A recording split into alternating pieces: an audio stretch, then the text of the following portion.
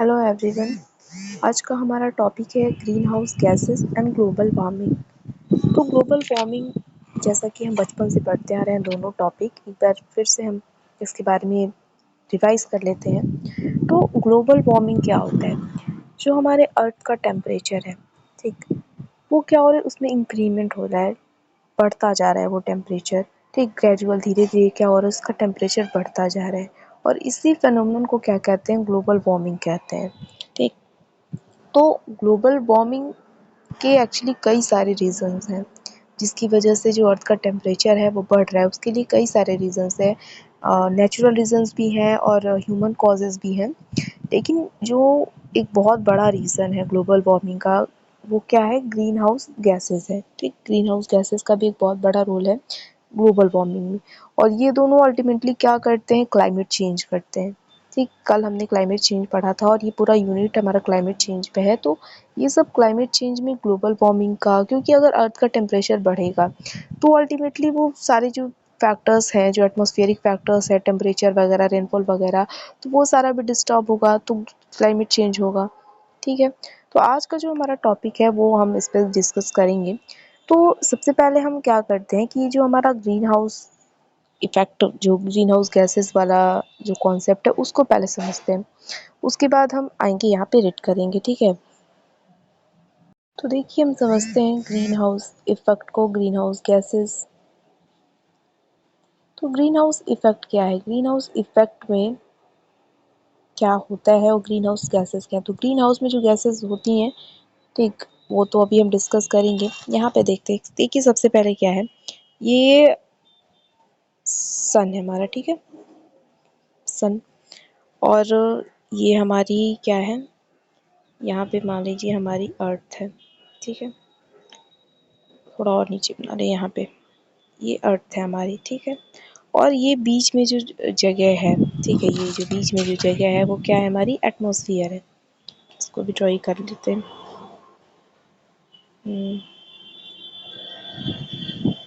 बीच में जो ये हमारी जगह है वो क्या है? एटमॉस्फेयर है। ठीक है, एक बार इसको लिख देते हैं। ये है हमारे सन, ये है अर्थ है हमारी, और ये क्या है? एटमॉस्फेयर है। ठीक, एटमॉस्फेयर। एटमॉस्फेयर क्या है? जो हमारी अर्थ के सरफेस पे, मतलब ऊपर जो एक कह सकते हैं गैसेस का कोटिंग है, एनवलप है, वही एटमॉस्फेयर है। तो इस एटमॉस्फेयर में हमारी क्या क्या चीज़ें होती हैं? एक तो गैसेस होती हैं बहुत सारी, डिफरेंट डिफरेंट गैसेस होती हैं। फिर क्या होता है? डस्ट पार्टिकल्स होते हैं कुछ, डस्ट पार्टिकल्स होते हैं। इसके अलावा वाटर वेपर के मॉलिक्यूल्स होते हैं।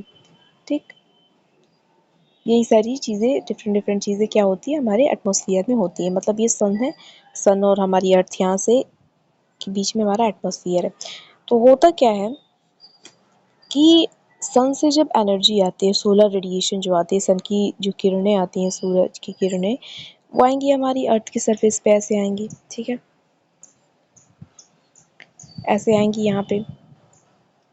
तो होता क्या है ना कि जब सन से रेज आती हैं, रेडिएशन आता है जो सोलर रेडिएशन, तो इतनी हाई एनर्जी उसकी रहती है, तो ये एटमॉस्फेयर में बिना रुके ऐसे आ जाता है हमारी अर्थ की सरफेस पे। ठीक है, ऐसे आ जाते हैं। कुछ क्या होता है, रिफ्लेक्ट बैक भी हो जाता है, कुछ जो कुछ रेडिएशंस क्या हो जाती हैं, वापस भी चली जाती हैं। लेकिन मोस्टली क्या हो जाता है, एटमॉस्फेयर से एकदम सीधा आ जाता है हमारी अर्थ के सरफेस पे। इस एटमॉस्फेयर में कुछ पार्टिकल्स ऐसे होते हैं, जैसे वाटर वेपर हो गया, मॉलिक्यूलर ऑक्सीजन हो गया, वो क्या कर लेते हैं, वो एब्जॉर्ब कर लेते हैं थोड़ा बहुत इनकी सन की रेडिएशन को, जो एनर्जी है उसको। ठीक, और जितने भी मॉलिक्यूल्स होते हैं वो क्या करते हैं, वो कुछ नहीं करते हैं भाई, आराम से जो सन की रेडिएशन है, क्योंकि एनर्जी उसकी इतनी हाई होती है कि कोई उसको रोक नहीं पाता है। कुछ पार्टिकल जैसे मॉलिक्यूलर ऑक्सीजन, वाटर वेपर के मॉलिक्यूल्स यही उसको रोक पाते हैं। लेकिन मोस्टली क्या होता है, मोस्टली जो रेडिएशन है वो क्या होता है, आ जाती है हमारी धरती पे। ठीक, तो ये अर्थ का सरफेस है, यहाँ पे रेडिएशन आ जाती है। ठीक, उसके बाद होता क्या है कि एक बार अर्थ पे आई एनर्जी, जिस रेडिएशन है, तो अर्थ उसको एब्जॉर्ब करती है। ठीक, एब्जॉर्ब करने के बाद क्या होती है, फिर एमिट भी करती है। ठीक, उसको एमिट भी होता है, क्योंकि एब्जॉर्ब कोई चीज़ कर रही है एनर्जी को, लाइट को, तो वो एमिट भी करेगी। तो यहाँ से एमिटेड बैक भी होता है लाइट, इससे शो करते हैं। ठीक है, यहाँ से ये लाइट ऊपर भी जाती है फिर ऐसे। ठीक, तो क्या होता है, जैसे ही ये एमिट बैक करती है। यहाँ पे धरती ने क्या किया, पहले तो एब्जॉर्ब किया, फिर उसके बाद एमिट करेगी। तो वापस जैसे जाता है ये एनर्जी, इसको हम टेरेस्ट्रियल रेडिएशन कहते हैं, ठीक है। धरती से जा रही है तो टेरेस्ट्रियल रेडिएशन, इसको सोलर रेडिएशन। सन से जो किरणें आ रही हैं तो सोलर रेडिएशन, और धरती से जो वापस एमिट हो रही है वो क्या हो रही है, टेरेस्ट्रियल रेडिएशन। तो ये जब एमिट होती है, ठीक है, ऐसे जाएगी तो इस ये एटमॉस्फेयर में जो गैसेस मौजूद हैं, ठीक, ग्रीन हाउस गैसेस जैसे CO2, मीथेन, ये सारी गैसेस होती हैं। तो वो क्या करती हैं, इसको ट्रैप कर लेती हैं एनर्जी को, इस सनलाइट को, जो लाइट को धरती ने वापस भेजा है, ठीक, इन्होंने ट्रैप कर लिया। ट्रैप करने के बाद वापस इसको क्या करती हैं, धरती पे री रेडिएट करती हैं, ठीक, वापस री रेडिएट करती हैं। एक बार फिर से समझते हैं हम। क्या होता है कि यहाँ पे हमारा क्या है, सूरज है यहाँ पे, ठीक है, ये सूरज है और ये हमारी धरती है, ठीक है। अब इन दोनों के बीच में हमारा क्या है, एटमॉस्फेयर है। होता क्या है कि सन से जो रेडिएशंस आती हैं वो सीधा अर्थ की सरफेस पे आ जाती हैं। इतनी हाई एनर्जी की होती हैं कि क्या होता है, उनको कोई रोक नहीं पाता है एक्सेप्ट कुछ मॉलिक्यूल जैसे वाटर मॉलिक्यूल और मॉलिक्यूल और ऑक्सीजन, ये उसको एब्जॉर्ब कर लेती है इस एटमॉस्फेयर में यहाँ पे, ठीक है। कुछ यहाँ से रिफ्लेक्ट भी हो जाती हैं। फिर क्या होता है, सन धरती की सरफेस पे जब आता है, लाइट आती है, रेडिएशन आती है, तो वो उसको एब्जॉर्ब करती है, और एब्जॉर्ब करने के बाद फिर से उसको एमिट भी करती है। तो जब एमिट करती है ये लाइट को धरती, ठीक है, एमिट करती है, तो इस एटमॉस्फेयर में जो ग्रीन हाउस गैसेस होती हैं वो उसको ट्रैप करती हैं, ठीक, एब्जॉर्ब करती हैं, और वापस से इसको री रेडिएट करती हैं, धरती की सरफेस पे भेजती हैं वापस से, ठीक। तो ये एक नेचुरल फिनोमेना है और एक बहुत अच्छी चीज़ है, ठीक। ग्रीन हाउस इफेक्ट एक अच्छी चीज़ है, क्यों, क्योंकि इसकी वजह से एक तरफ से हम कह सकते हैं कि लाइफ का सर्वाइवल होता है। कैसे कि मान लीजिए दिन के टाइम सूरज है, आएगी, क्या करता है, धरती पे रेडिएशन आएगी, एनर्जी आएगी, सन की लाइट आएगी, तब तो ठीक है, टेम्परेचर मेंटेन रहेगा। लेकिन अगर ग्रीन हाउस गैसेस नहीं होंगी और रात हुई, ठीक है, रात हुई, तब तो यहाँ पे एनर्जी, जो लाइट है, जो टेम्परेचर, वो मेंटेन नहीं रह पाएगा, क्योंकि इसको फिर से री रेडिएट नहीं कर पा रही है यहाँ पे। तो क्या होगा, वहाँ पे टेम्परेचर बहुत ही ज़ीरो हो जाएगा, फिर लाइफ सस्टेन नहीं कर पाएगी कि दिन में 35 डिग्री रह रहा है और रात में माइनस में चला जा रहा है टेम्परेचर। तो ग्रीन हाउस इफेक्ट क्या काम करती है कि ये जो धरती से वापस जो एमिट हो रही है लाइट, उसको ट्रैप करके फिर दोबारा से इसको यहाँ पे क्या कर देती हैं, एमिट कर देती हैं, फिर से री रेडिएट कर देती हैं धरती के पास। तो इस तरीके से धरती का जो टेम्परेचर होता है वो मेंटेन रहता है, रात को भी टेम्परेचर रहता है, गर्मी रहती है, ठीक, वो मेंटेन रहता है। लेकिन तो ये ऐसे तो ग्रीन आउट इफेक्ट अच्छी बात है, लेकिन होता क्या है, अब के टाइम में कुछ ह्यूमन एक्टिविटीज़ के कारण, मोस्टली ह्यूमन एक्टिविटीज़ के कारण क्या हुई, ग्रीन हाउस गैसेज जो यहाँ पे मौजूद हैं, वो क्या होता है, और इस चीज़ को हम ना ग्रीन हाउस इफेक्ट कहते हैं। ये जो री रेडिएट करने का प्रोसेस है उसको ग्रीन हाउस इफेक्ट कहते हैं। लेकिन अभी क्या हो रहा है कि इतना कंसंट्रेशन बढ़ गया है इसमें, ग्रीन हाउस गैसेस का, मोस्टली CO2 वगैरह का इतना कंसंट्रेशन बढ़ गया है कि एक तो धरती, सन से हमारे पास सनलाइट आ ही रही है तो टेम्परेचर बढ़ेगा ही, और ये इतना बढ़ गया कि ये इतना री रेडिएट कर दे रही है कि हमारे पास और टेम्परेचर, धरती के पास टेम्परेचर आ जा रहा है, कह सकते हैं डबल आ जा रहा है टेम्परेचर। तो वो क्या कर रहा है, वो ग्लोबल वार्मिंग कर रहा है, वो धरती का टेम्परेचर जो होना चाहिए नॉर्मल उतना नहीं है, वो बढ़ रहा है। क्योंकि एक तो सन से एनर्जी आ ही रही है, सन से रेडिएशन आ ही रही है, उसका टेम्परेचर अलग है, वापस से ये री रेडिएट ज़्यादा मात्रा में कर रही है, क्योंकि इतना ज़्यादा ग्रीन हाउस गैस हो गया, उसका कंसनट्रेशन ज़्यादा हो गया है, इसलिए क्या हो रहा है, टेम्परेचर बढ़ रहा है, ठीक। तो ये पूरा बस कॉन्सेप्ट इसका यही है, ग्रीन हाउस इफेक्ट का और गैसेस का, कि क्या होती है, सन से एक बार एनर्जी आई, रेडिएशन आई, तो धरती ने उसको एब्जॉर्ब किया, ठीक, फिर धरती उसको एमिट करती है, एमिट करने के बाद जो ग्रीन हाउस गैसेस होती हैं उसको एब्जॉर्ब करती हैं और वापस से री रेडिएट करती हैं धरती पर। इस तरीके से धरती का टेम्परेचर मेंटेन रहता है। लेकिन फिलहाल क्या हो गया अब के टाइम में कि ग्रीन हाउस गैसेस का कंसंट्रेशन अमाउंट ज़्यादा होने की वजह से रेडिएशन, जो री रेडिएशन है वो ज़्यादा हो रहा है, इसकी वजह से ही क्या हो रहा है, टेम्परेचर वो इंक्रीज़ कर रहा है। और ये जो टेम्परेचर इंक्रीज़ करने का प्रोसेस है वो क्या है, ग्लोबल वार्मिंग है। ये री रेडिएशन का जो प्रोसेस है ग्रीन हाउस गैसेस के द्वारा, ये ग्रीन हाउस इफेक्ट है, ठीक। और कौन कौन सी गैसेज है उनके बारे में हम डिस्कस करेंगे। तो ये प्रोसेस है उसका, ठीक। और अब हम आते हैं जो हमारा टॉपिक है ग्रीन ग्लोबल वार्मिंग का, global green house effect gases जो भी है उनके बारे में पढ़ते हैं। प्रोसेस इसका यही है, ठीक। तो देखिए ग्लोबल वार्मिंग सबसे पहले, तो gradual increase in the temperature due to the greenhouse effect caused by pollutants CFCs and CO2 is called global warming। जो अर्थ की टेम्परेचर में जो ग्रेजुअल इंक्रीज है, ठीक, उसी को कहते हैं हम ग्लोबल वार्मिंग। और वो हो क्यों रहा है? पॉल्यूटेंट्स के कारण, क्लोरोफ्लोरोकार्बन्स के कारण, CO2 का कंसंट्रेशन ज़्यादा होने के कारण, इन्हीं के कारणों से क्या हो रहा है, हमारी ग्लोबल वार्मिंग हो रही है। ठीक, नेक्स्ट है जो main cause of this environmental issue is the increased volume of greenhouse gases. जो मेन कॉज है ग्लोबल वार्मिंग का, ग्लोबल वार्मिंग के कई सारे कॉज है जो अभी हम डिस्कस करेंगे। तो मेन कॉज क्या है? ग्रीन हाउस इफेक्ट है। ठीक, ग्रीन हाउस गैसेस का वॉल्यूम है वो बढ़ गया है, जैसे CO2 का, मीथेन का, ये सारी गैसेस का जो कंसंट्रेशन है वो एटमॉस्फेयर में बढ़ गया है। उसकी उसी की वजह से क्या हो रहा है, ग्लोबल वार्मिंग हो रही है। और ये सब आ कहाँ से रही है? CO2 और मीथेन का कंसंट्रेशन इतना बढ़ कैसे गया है? फॉसिल फ्यूल्स के बर्निंग के कारण, व्हीकल्स के जो धुआं वगैरह निकलता है उसके कारण, इंडस्ट्रियल और ह्यूमन एक्टिविटीज़ के कारण यही सारी गैसेस ज़्यादा अमाउंट में एमिट हो रही हैं और उसी की वजह से ग्रीन हाउस गैसेस का वॉल्यूम बढ़ रहा है। ठीक है, और फिर अल्टीमेटली क्या हो रहा है? ग्लोबल वार्मिंग होती है। ठीक, अब आते हैं कॉजेज़ की बात करते हैं। अगर हम ग्लोबल वार्मिंग की, तो दो कॉजेज़ हैं हमारे पास, मेन मेड कॉजेज़ भी हैं और नेचुरल कॉजेज़ भी हैं। ठीक, मेन मेड कॉजेज़ में क्या क्या आएंगी? डिफॉरेस्टेशन आएगा, यूज़ ऑफ व्हीकल्स है, क्लोरोफ्लोरोकार्बन्स है, industrial development, agriculture, over population, ये सारी फैक्टर्स क्या करते हैं? ग्लोबल वार्मिंग को बढ़ाने का काम करते हैं। और नेचुरल कॉजेज़ भी हैं, कुछ जो काम करेंगी, जैसे वोल्केनिक है, वोल्केनिक इरप्शन हो गया। ठीक, तो कितना अमाउंट में डिफरेंट डिफरेंट गैसेस रिलीज होती हैं। ठीक है, इसके बारे में तो कल हमने बात भी की थी। फिर वाटर वेपर होता है, मेल्टिंग परमाफ्रॉस्ट, फॉरेस्ट ब्लेज, ये सारे कुछ कारण हैं जो ग्लोबल वार्मिंग बढ़ाने का काम करते हैं। ठीक, तो एक एक को थोड़ा देखते हैं इनके बारे में। सबसे पहले बात करते हैं मैन मेड कॉजेज़ की। मैन मेड कॉजेज़ मतलब ह्यूमन के द्वारा क्या किया गया है भाई कि ग्लोबल वार्मिंग बढ़ रहा है। तो सबसे पहला आता आएगा हमारा डिफॉरेस्टेशन। ठीक, डिफॉरेस्टेशन में मतलब पेड़ों की कटाई। तो देखिए क्या करते हैं, हम सब जानते हैं कि प्लांट्स जो होते हैं CO2 लेके फोटोसिंथेसिस करते हैं और ऑक्सीजन रिलीज करते हैं एनवायरनमेंट में। ठीक, तो जितनी ज़्यादा प्लांट्स होगा वो उतनी ज़्यादा CO2 को फिक्स करेंगे, तो फालतू का CO2 नहीं रह पाएगा एक्स्ट्रा अमाउंट में। लेकिन क्या हो रहा है, जब डिफॉरेस्टेशन हो रहा है, पेड़ों की कटाई हो रही है, फॉरेस्ट काटे जा रहे हैं, तो जब पेड़ ही नहीं रहेंगे तो CO2 को फिक्स करने का काम कैसे हो पाएगा? तो CO2 ऐसे ही एटमॉस्फेयर में उसका कंसंट्रेशन बढ़ता जाएगा। ठीक, तो उसका कंसंट्रेशन बढ़ेगा, ग्रीन हाउस गैस का, वो एक ग्रीन हाउस गैस है, उसका वॉल्यूम बढ़ेगा तो ग्लोबल वार्मिंग बढ़ेगी। ठीक है, तो डिफॉरेस्टेशन में यही बात है कि plants are the main source of oxygen, ये हम जानते हैं। They take in CO2 and release O2। CO2 लेते हैं और O2 रिलीज करते हैं, thereby maintaining environmental balance पे, एनवायरमेंटल बैलेंस को मेंटेन करके रखते हैं। लेकिन अभी क्या हो रहा है कि फॉरेस्ट आर बीइंग डिप्लेटेड, काटे जा रहे हैं फॉर मेनी डोमेस्टिक और कमर्शियल पर्पसेस के लिए। तो this has led to an environmental imbalance. इसकी वजह से हमारा ये क्या हो गया? एनवायरमेंटल इम्बैलेंस हो गया है और thereby giving rise to global warming, और ग्लोबल वार्मिंग हो रही है। तो ये पहला कारण। दूसरा कारण अब हमारे पास क्या है? Use of vehicles. ठीक, व्हीकल्स का यूज़ होता है तो हम जानते हैं कि कई सारी गैसेस उसमें से निकलती हैं।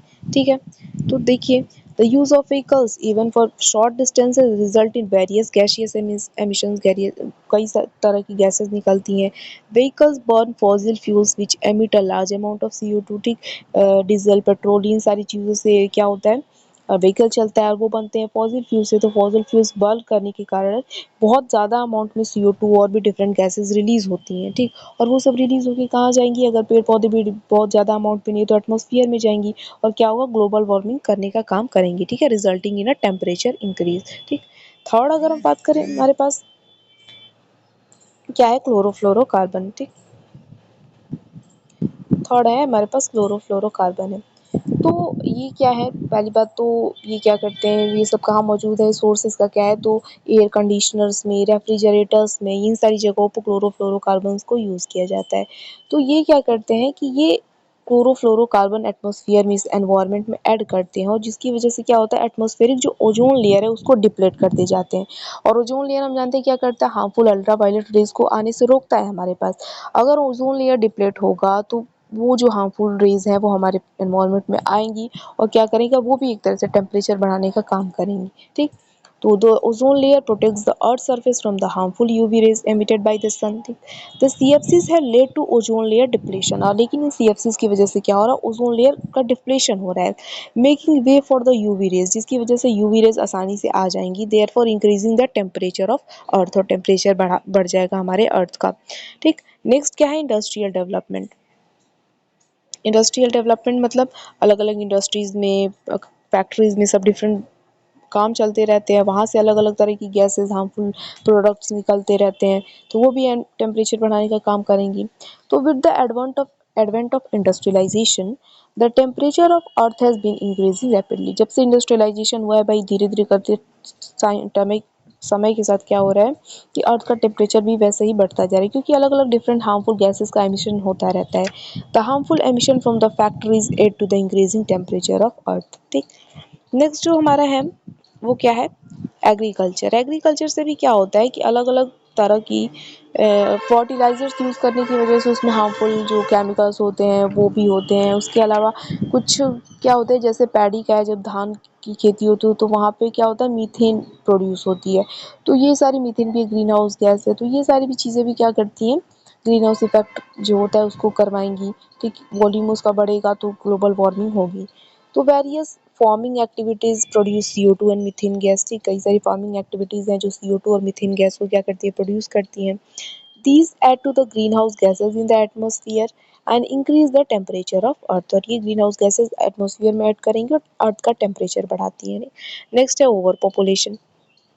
ओवर पॉपुलेशन में दो चीज़ें आ जाएंगी, एक तो भाई जितने ज़्यादा लोग रहेंगे तो ब्रीथिंग उतनी ज़्यादा होगी। ठीक, अब भाई सब लोग मतलब जो जो जिंदा है तो ब्रीथ तो करेगा ही, और हम जानते हैं जब ब्रीथिंग होती है, रेस्पिरेशन होता है, तो एनर्जी ब्रेकडाउन जब की जाती है, मीन फूड ब्रेकडाउन किया जाता है एनर्जी के लिए, तो CO2 रिलीज होती है एज अ बाई प्रोडक्ट, तो वो भी एटमॉस्फेयर में जाएगी। फिर दूसरी बात ये है कि जितने ज़्यादा लोग रहेंगे तो उनकी उतनी डिमांड्स को पूरा करने के लिए फॉसिल फ्यूल्स का वगैरह व्हीकल्स, ये सारी चीज़ों का एमिशन होता रहेगा उनसे, गैसेस का। तो ओवर पॉपुलेशन भी एक मेजर रीज़न है ग्लोबल वार्मिंग का। ठीक, तो N increase in the population means more people breathing. ठीक, ज़्यादा जितने पॉपुलेशन रहेगा उतने ज़्यादा लोग ब्रीथ करेंगे। This leads to an increase in the level of CO2, और ये CO2 का लेवल बढ़ाएगा। The primary gas causing global warming, और CO2 एक प्राइमरी गैस है ग्रीन हाउस गैस का। ठीक, और ये ग्लोबल वार्मिंग का भी एक बहुत बड़ा मतलब रीज़न है, प्राइमरी ये रीज़न है। ठीक, क्योंकि इसका कंसंट्रेशन बहुत ही ज़्यादा है। ठीक, अभी हम पढ़ेंगे जब ग्रीन हाउस गैसेस ना, तो वहाँ पे कई सारी गैसेस हैं जो CO2 से ज़्यादा खतरनाक है, लेकिन थोड़ा उनका कंसंट्रेशन, लाइफ स्पैन थोड़ा सा कम है, लेकिन CO2 का कंसंट्रेशन इतना ज़्यादा है ना, इसलिए ये ज़्यादा खतरनाक है। ये सब हमारी अब तक क्या थी, ये सब मैन मेड कॉजेज़ थी, ह्यूमन के द्वारा कॉजेज़ थी। अब नेचुरल कॉजेज़ भी है जो ग्लोबल वार्मिंग करवाती हैं। ठीक, जैसे पहला कॉज है वोल्केनो। ठीक, तो वोल्केनो में क्या होता है कि ये one of the largest natural contributors है ग्लोबल वार्मिंग का। मतलब ग्लोबल वार्मिंग करवाने के जो नेचुरल रीज़न है, तो उसका सबसे बड़ा रीज़न क्या है, एक वोल्केनो का है, वोल्केनिक इरप्शंस है। तो इसमें क्या होता है, जो राख होती है, जो उसमें स्मोक होती है वोल्केनिक इरप्शंस के दौरान, वो क्या होती है, एटमॉस्फेयर में जाती है। उसमें कई तरह की डिफरेंट डिफरेंट गैसेस होती हैं, इनके बारे में कल भी हमने पढ़ा था। सल्फर डाइऑक्साइड भी होती है, CO2 भी होती है, अलग अलग पार्टिकल्स भी रिलीज होते हैं। तो ये क्या करते हैं, हमारे अर्थ की क्लाइमेटिक पैटर्न को क्या करते हैं, अफेक्ट करते हैं। ठीक, नेक्स्ट वाटर वेपर है।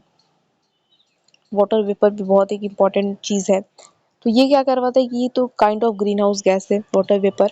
तो ये क्या करता है, वाटर वेपर ना, ये सन से आने वाली रेडिएशन को भी ट्रैप करता है, और धरती से जो एमिट की जाती है रेडिएशन एब्जॉर्ब करने के बाद उसको भी ट्रैप करता है, ये दोनों को ट्रैप करता है। ठीक, तो water vapour is a kind of greenhouse gas.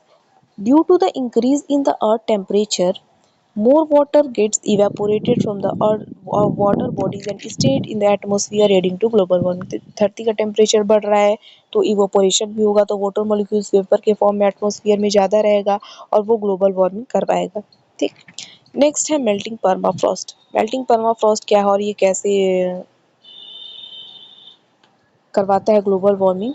तो परमाफ्रॉस्ट सबसे पहले एक फ्रोजन सॉइल है। ठीक, फ्रोजन सॉइल है, वहाँ पे आइस का कंसंट्रेशन है, फ्रोजन है वो, that has environmental gases trapped in it for several years and is present below earth surface। Earth surface के नीचे जो प्रेजेंट है फ्रोजन सॉइल, वहाँ पे क्या है, कई सारी एनवायरमेंटल गैसेस उसमें ट्रैप्ड हैं। तो ये क्या होता है कि it is present in glaciers में मौजूद होता है। जैसे ये पिघलता है तो इसमें कई सारी जो गैसेस हैं, क्योंकि उसमें गैसेस क्या थी, स्टोर है, कई सारी गैसेस ट्रैप थी उस परमाफ्रॉस्ट में। तो जैसे पिघलती है तो वो गैसेस क्या हो जाती है, वापस एटमॉस्फेयर में रिलीज हो जाती हैं, और इसकी वजह से क्या होता है, अर्थ का टेम्परेचर बढ़ता है। ठीक, नेक्स्ट है फॉरेस्ट ब्लेज। फॉरेस्ट ब्लेज मतलब फॉरेस्ट फायर, जो जंगलों में आग लग जाती है, तो ये भी एक नेचुरल रीज़न है। तो ये भी एक लार्ज अमाउंट में कार्बन जो है रिलीज़ करती है, स्मोक रिलीज़ होता है जिसमें कार्बन रहता है। तो ये भी एक तरह से क्या करती है, टेम्परेचर बढ़ाने का काम करती है। तो फॉरेस्ट ब्लेज और forest fires emit a large amount of carbon containing smoke, ठीक। These gases are released into the atmosphere, ये एटमॉस्फेयर में जाती हैं, and increase the earth temperature resulting in global warming, और अर्थ का टेम्परेचर बढ़ाती है, जो क्या होता है फाइनली ग्लोबल वार्मिंग करवाता है, ठीक। तो ये कुछ कॉजेज हैं, मैन मेड और ह्यूमन कॉजेज दोनों। इफेक्ट की अगर हम बात करें ग्लोबल वार्मिंग की, तो इसके कई सारे इफेक्ट है, जैसे राइज इन टेम्परेचर। तो पहला इफेक्ट है कि टेम्परेचर बढ़ रहा है। थ्रेट्स टू इकोसिस्टम, टेम्परेचर बढ़ेगा तो इकोसिस्टम डिसबैलेंस होगा, डिस्टर्ब होगा, ठीक। अलग अलग, क्योंकि टेम्परेचर बढ़ेगा तो सब कुछ कह सकते हैं एक तरह से अफेक्ट हो जाएगा, सीजनल चेंजेस अफेक्ट होंगी। तो इकोसिस्टम है, इकोसिस्टम में जो रहने वाले ऑर्गेनिज्म है उनकी लाइफ अफेक्ट होगी।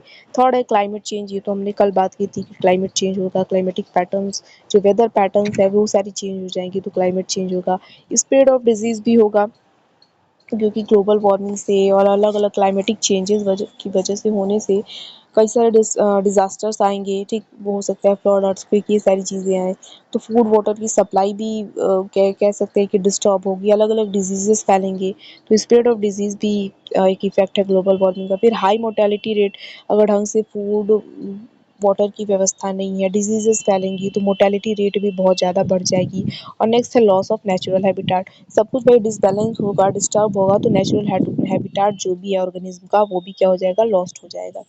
तो ये कुछ इफेक्ट्स है ग्लोबल वार्मिंग के। तो ये हमने बात की ग्लोबल वार्मिंग की। अब हम बात करते हैं ग्रीन हाउस इफेक्ट की, ग्रीन हाउस गैसेस के बारे में, ठीक।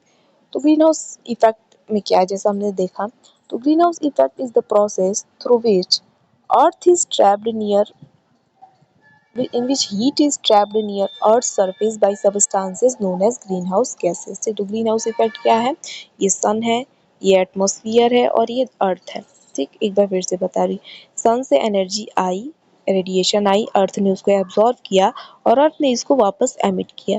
तो यहाँ पे मौजूद ग्रीन हाउस गैसेस इसको ट्रैप करती हैं और वापस से इसको री रेडिएट कर देती हैं अर्थ की सरफेस पे, ठीक।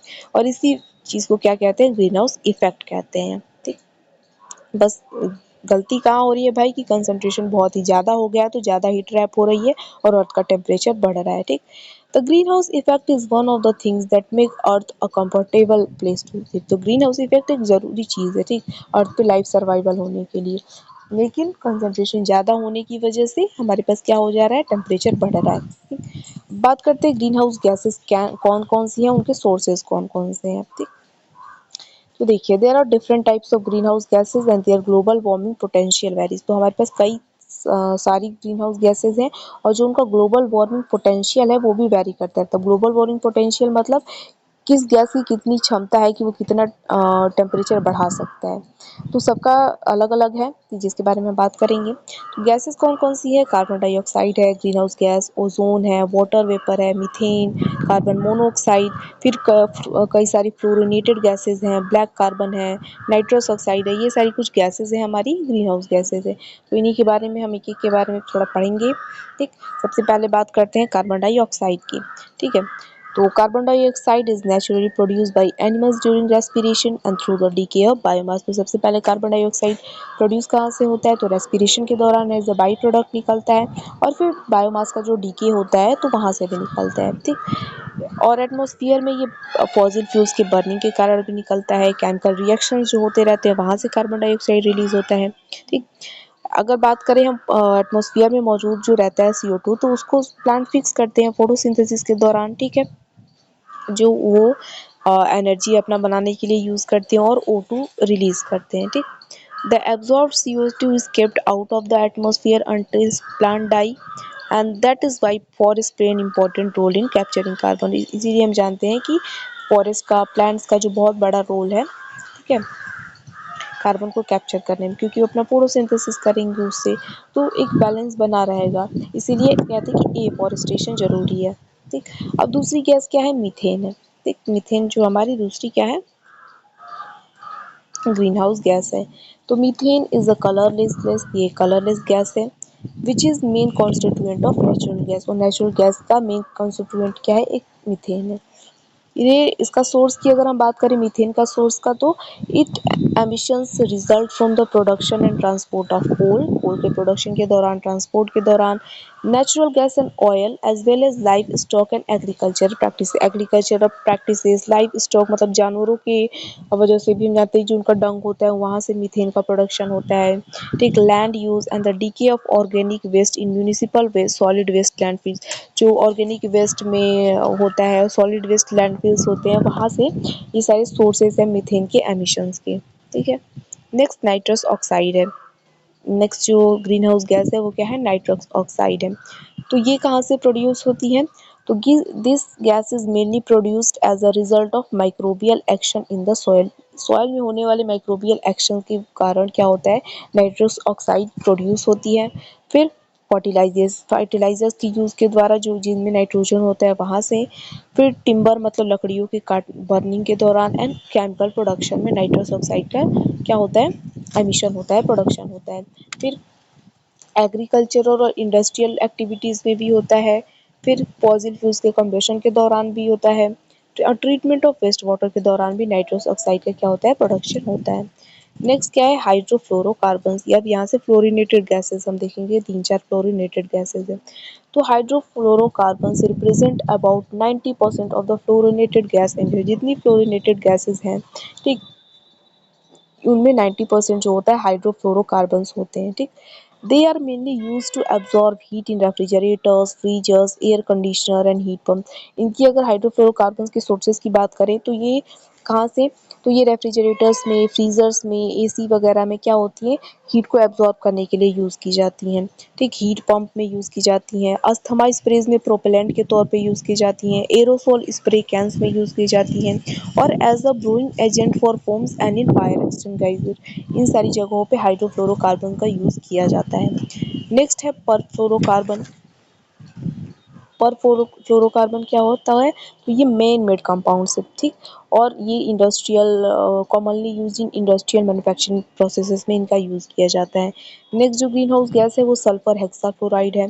तो ये की जाती है पावर लाइंस के इंसुलेशन में। नेक्स्ट कौन सा है, नाइट्रोजन ट्राइक्लोराइड है ग्रीन हाउस गैस। तो it is used as a chamber cleaning gas, इसके चैम्बर क्लीनिंग गैस के तौर पे यूज़ किया जाता है in production process to clean unwanted buildups micro processes and circuit parts as they been constructed. जो circuit parts होते हैं वहाँ पे अनवांटेड वेस्ट को क्लीन करने के लिए नाइट्रोजन ट्राइक्लोराइड का यूज़ किया जाता है। नेक्स्ट जो हमारी ग्रीन हाउस गैस है इंपॉर्टेंट, वो क्या है, वाटर वेपर है। तो वाटर वेपर एक नेचुरल गैस है which contribute a lot in greenhouse effect. ठीक, unlike other greenhouse gases its life span is very short. तो वाटर वेपर का लाइफ स्पेन शॉर्ट होता है क्योंकि इवेपोरेशन से वो ऊपर जाती है एटमॉस्फेयर में, फिर कंडेंसेशन से बारिश के फॉर्म में सब नीचे आ जाती है। ठीक, तो it is added by the evaporation and reduce by condensation. Water vapour absorb both incoming solar radiation and outgoing terrestrial radiation. ये हमने बात की कि सूरज से आने वाली को भी ट्रैप करता है एनर्जी को, और से एमिटेड एनर्जी को भी, रेडिएशन को भी ट्रैप करता है, जो वाटर वेपर होता है। नेक्स्ट क्या है, कार्बन मोनोऑक्साइड है। तो ये मेनली प्रोड्यूस होता है इनकम्प्लीट कम्बशन के दौरान, ठीक, फ्यूल्स एंड अदर मैटर्स के द्वारा। इसके अलावा ओजोन को भी हम ले सकते हैं।